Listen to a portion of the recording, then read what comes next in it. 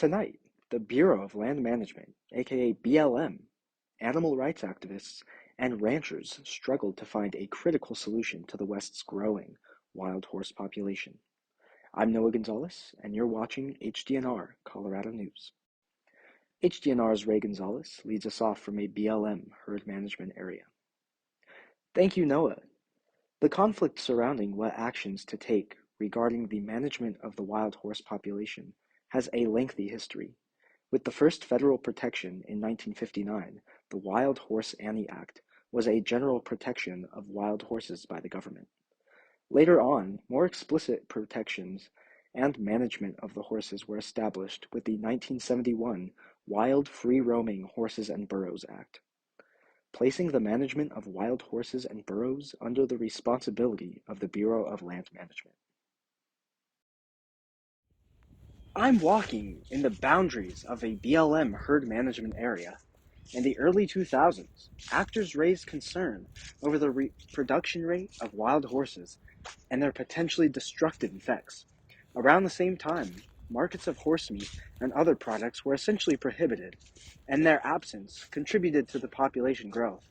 With 177 parcels of land across 10 western states, the BLM manages their horses in areas called herd management areas, or HMAs, which are in total meant to hold only about 16,000 to 27,000 animals, but the current estimated number is well above, sitting at 86,000 horses across all of the HMAs.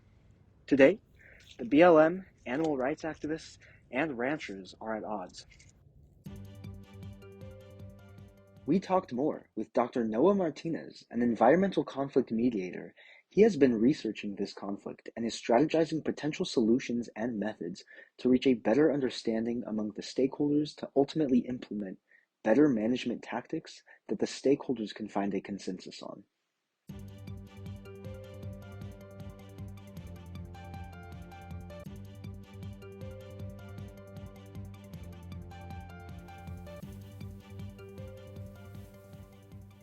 Horses are a symbol of the American West and culture.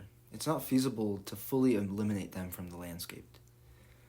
At the end of the day, we need to find a way to effectively reduce the population with understanding and consensus between the BLM, ranchers, and advocates before we implement any new methods of management.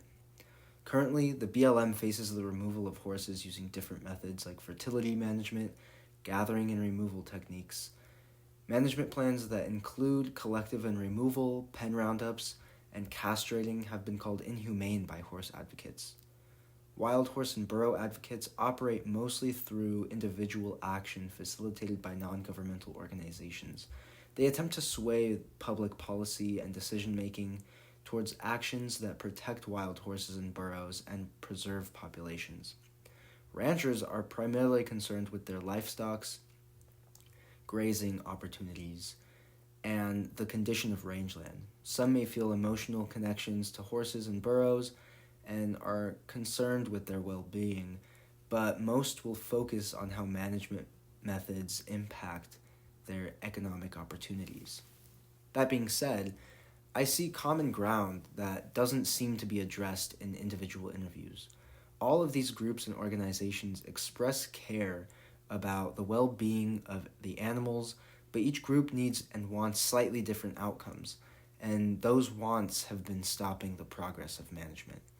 I would suggest bringing major representatives of each group to sit down with data points explaining the effectivity of current methods, to give visuals and understanding as to where current methods are ineffective and exacerbate poor conditions for the animals, along with providing feasible plans to manage the horses that each of these three groups can focus on, creating a conversation among these groups that looks to attack the problem, not the stakeholders. Once we reach an understanding between the stakeholders, then we can move on and really dig into management plans.